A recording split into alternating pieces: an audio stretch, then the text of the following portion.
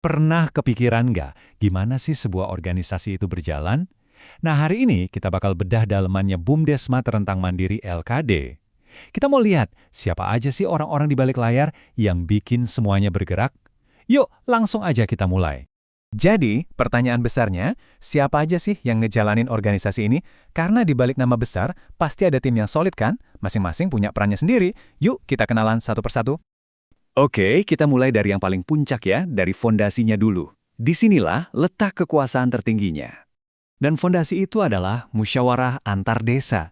Bayangin aja, ini tuh kayak parlemennya organisasi.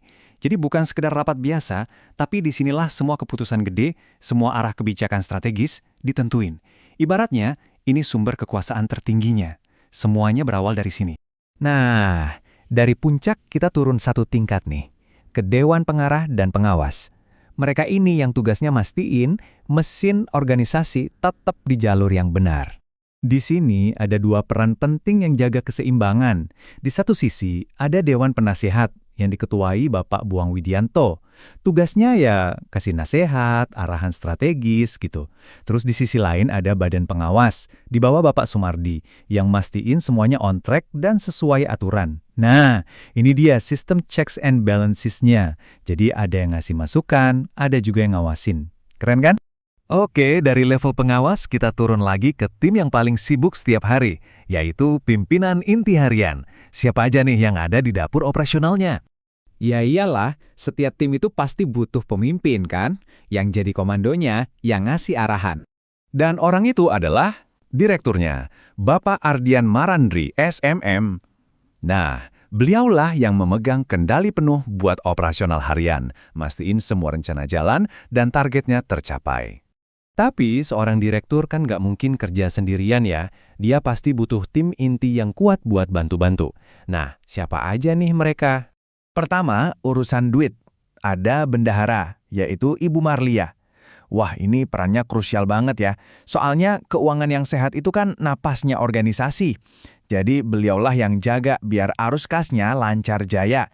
Terus ada sekretaris Bapak Tawar. Beliau ini yang ngurusin bagian administrasi, surat menyurat, dokumen, catatan-catatan penting, semuanya rapi di tangan beliau.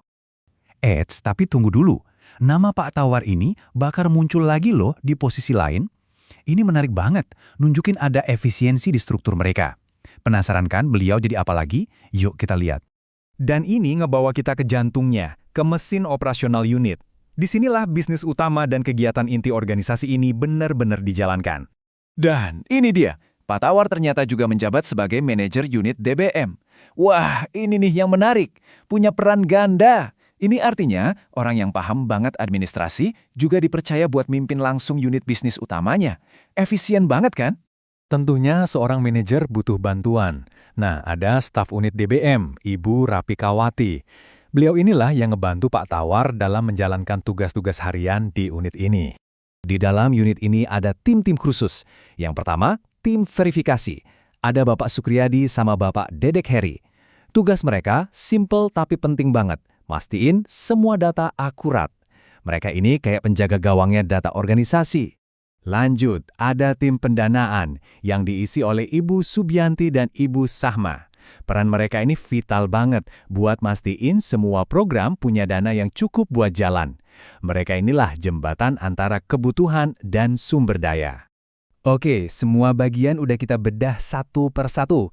Sekarang waktunya kita gabungin semua kepingan puzzle ini buat lihat gambaran utuhnya. Inilah struktur lengkap timnya. Nah, ini dia struktur lengkapnya. Kelihatan jelas banget kan alurnya? Dari musyawarah antar desa di paling atas sebagai penentu kebijakan, turun ke Dewan Penasihat dan Pengawas yang jadi penyeimbang.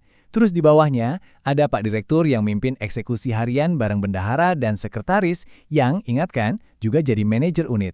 Dan di paling bawah ada unit DBM yang jadi motor penggeraknya, lengkap sama tim-timnya. Kelihatannya ramping tapi fungsional banget ya. Strukturnya udah jelas, peran tiap orang juga udah ada. Jadi pertanyaan terakhirnya buat kita renungkan, dengan fondasi sejelas ini, kira-kira tantangan apa lagi ya yang bakal dihadapi BUMDesma Terentang Mandiri LKD biar bisa terus maju? Soalnya, struktur itu kan baru dasarnya ya, kunci sebenarnya tetap ada di eksekusi dan kemampuan buat beradaptasi.